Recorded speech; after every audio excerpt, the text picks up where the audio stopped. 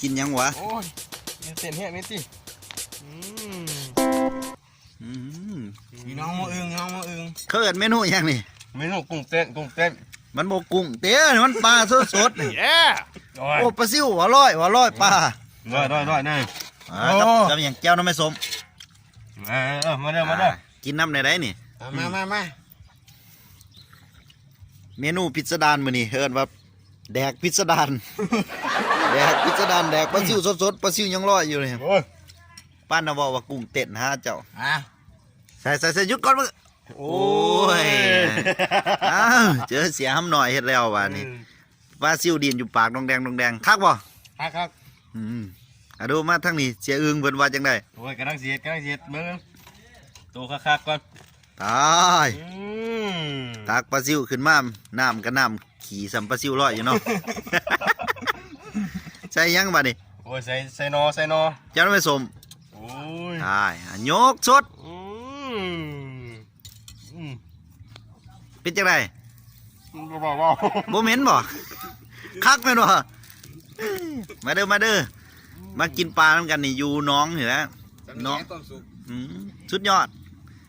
นี่บ่ว่าบ่แม่นบ่มีแต่ปลาซิวได้น้องนี่น้องก็กวางสมควรเป็ดก็มีแต่ว่ายังบ่ทันได้กินเท่านั้นยกอันนี้แม่นนี่กำลังปิ้งปลาเอ้ายกยกแล้วก็ไปสดกันบ่นี่เอาปิ้งปลาแซ่บๆหอมๆยังหลายโตอยู่นี่เอามาปิ้งเพราะเหียกน้ำย่อยซื่อย่างคู่นึงกูป้ายไปเลยอะโอเคมาเบิ่งกันคักๆจ้าๆเลยนี่ปลาซิวยังลอยอยู่ในซ้ำอันนี้แม่นถั่วแจวเนาะอันนี้ไว้สิลองเฮ็ดแบบกุ้งเต้นแต่บ่แม่นกุ้งเป็นปลาซิวสำหรับแนวดับข้าวเฮามื้อนี้ก็แบล็คฮอตแม่นบ่มาดำตินี่มาลำเอ้ยจัดไปเอาไปกินให้เบิ่งรู้จักคำมันแซ่บซำใดนี่ไปหัวหน้านี่กินนี่นี่กินนี่ให้เบิ่งนี่ปลานี่กล้ากินอยู่บ่วะพักกันที่อึงค่ะอยู่ว่าใส่พักนะแม่นบ่พันแม่นบ่บ่ใส่ตอนนี้โอ้สดๆหรอบ่เสียอึงเจ้าของน้องเพิ่นสิจัดการใส่เบิ่งหน้าตามันแหน่บริษัทจอหนำโอ้ปลาเป็นจับมาใส่อีกตัวอุ้ยเอายกกล้ากินบ่วะปอดมือกล้องกินบ่จัดกินให้เบิ่งแหน่คันบ่กินนี่มือกล้องบ่กล้ากินน้ำได้นี่เดี๋ยวใส่ยาพิษกินดีๆโอ้ยดิน้องหวนอยู่รสชาติบอกว่ามันเป็นอะไรข้าวนี่โอ้เวิร์ดเมนูปลาหน่อยแล้วมากินปลาใหญ่บ้านี่ปลาซิวแล้วก็มากินปิ่งปลาเฮาแล้วก็แจ่วน้ำมันสมนี่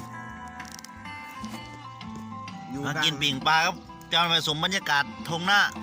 กลางน้องเลยกลางขางน้องนี่แหละบรรยากาศขางน้องนี่เอาเลย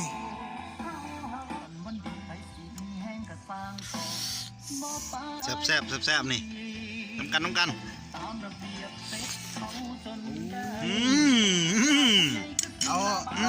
เอาแนวหนังโค้ไอ้ที่โอ้ยจังหน่อย